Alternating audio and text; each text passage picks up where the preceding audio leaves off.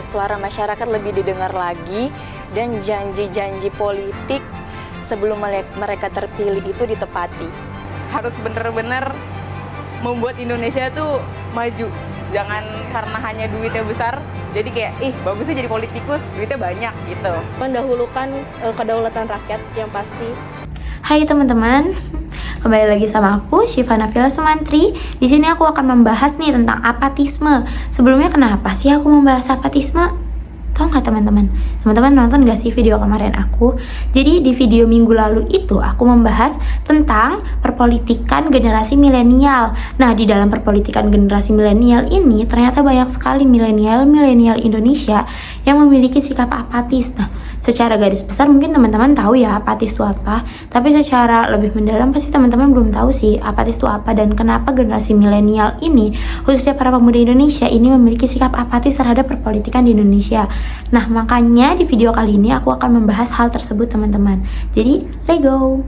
Mari kita bahas. Oke teman-teman, kenapa sih aku di sini akan menjelaskan sikap apatis? Karena gini teman-teman, kaum muda di Indonesia pada saat ini itu banyak sekali yang memiliki sikap apatisme terhadap perpolitikan yang ada di Indonesia. Nah, teman-teman tahu nggak sih, apalagi generasi milenial itu banyak sekali yang memiliki sikap apatis nih terhadap perpolitikan di Indonesia. Nah, dan teman-teman tahu nggak sih apatis itu apa? Jadi, apatis itu adalah sikap tidak peduli, sikap acuh tak acuh, dan sikap bodoh amat terhadap sekitar. Dikutip dari Merriam-Webster mengatakan nih, apatis adalah perasaan yang tidak memiliki emosi atau ketertarikan kepada suatu hal. Jadi mereka tuh ya pikirannya ya udah kayak bodo amat gitu, nggak memiliki ketertarikan dalam suatu hal. Nah, individu yang memiliki sikap apatis ini dia tuh akan bertindak seakan-akan nggak peka terhadap sekitar, segala situasi yang ada. Terus abis itu bisa nih dikatakan kalau misalnya orang memiliki sikap apatis itu adalah orang yang malas bergerak karena dia tidak peduli terhadap sekitar dan dia selalu bersikap acuh tak acuh. Dilihat dari psikologis juga ya, apatis itu bisa didefinisikan sebagai seseorang yang menunjukkan sikap tidak peduli atau tidak menanggapi rangsangan kehidupan nih secara emosional, terus habis itu secara sosial. Padahal kita sebagai pemuda, khususnya para kaum milenial ini, kita kan harus bersifat peduli terhadap politik. Kita tidak boleh bersifat acuh tak acuh, tidak boleh bersifat apatisme, karena pemuda Indonesia nih sangat berpengaruh sekali dalam perpolitikan di dunia Indonesia. Jadi di sini apatis itu memiliki ciri-ciri. Nih aku bakal sebutin ciri-cirinya. Siapa tahu teman-teman masuk ke dalam ciri-ciri pemuda yang bersikap apatis. Nah, pemuda yang bersikap apatis itu sering munculnya perilaku yang tidak produktif dalam melakukan kegiatan sehari-hari nih. Siapa nih yang gak produktif?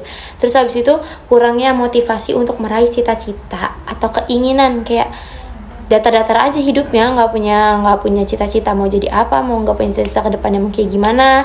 Terus habis itu nggak peduli dengan tujuan yang udah direncanakan untuk dicapai. Jadi ya benar, kayak kita tuh nggak punya tujuan nanti bakal mau kayak gimana ya. Jadi pemuda itu bukan apatis sebetulnya, tapi mereka dikecewakan.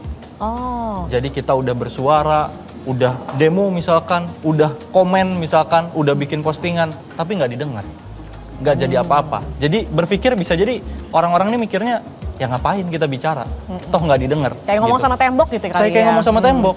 Makanya bisa jadi bukan karena apatis, tapi karena kecewa. Hal ini yang harus kita ubah dari sekarang. Pertama, pemuda ini katanya kan di atas 50% voters. Yes. Tapi selalu yang dibicarakannya, ya kita pemilihnya paling banyak, maka partai calon harus menyesuaikan gayanya dengan anak muda. Padahal bukan itu. Bukan gayanya yang harus diubah gitu ya. Tapi isunya. Justru harus ditangkap isu anak muda. Kan katanya anak muda ini, tadi mungkin Bang Wibi udah jelaskan, kita mengejar wealth-nya juga nih, kesejahteraan. Oke, kita kejar kesejahteraan, tapi anak muda juga pasti berpikir, gimana caranya kita mau sejahtera, tapi kita nggak hidup nantinya karena lingkungan hidupnya udah makin kacau. Polusi udara di mana-mana. Sekarang banyak kebakaran hutan. Betul. Kayak gitu. Belum kekeringan, ada krisis air sekarang. Ini kan jadi masalah gitu. Yang kedua, pemuda juga harus bisa mulai mendorong gitu. Kita bukan cuma objeknya, partisipasi politiknya bukan cuma nyoblos, tapi juga urun gagasan. Baik. Jadi kita naikin level demokrasinya. Kalau sebelumnya kan cuma gimmick-gimmick aja kali ya pemilu, atau mungkin naik nih, jadi calonnya udah mulai bicara isu, coba kita naikin lagi. Gimana caranya? Bukan cuma bicara isu, tapi mereka menangkap isu yang ada di anak muda dan diterjemahkan jadi visi misi dan program. Ini level selanjutnya yang harus kita perjuangkan.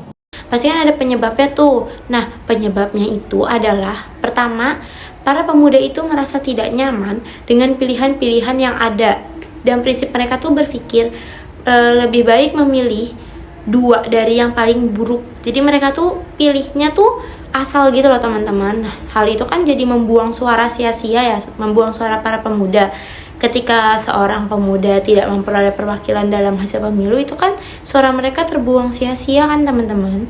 Terus dengan adanya korupsi di dalam politik yang membuat para generasi muda ini memiliki sikap apatis terhadap perpolitikan ini, dimana kayak pemerintahan itu memiliki jaringan politik itu untuk keuntungan pribadi ataupun untuk hal-hal yang tidak sah. Terus habis itu ada juga kondisi sosial dan ekonomi yang menjadi faktor ketidakpuasan.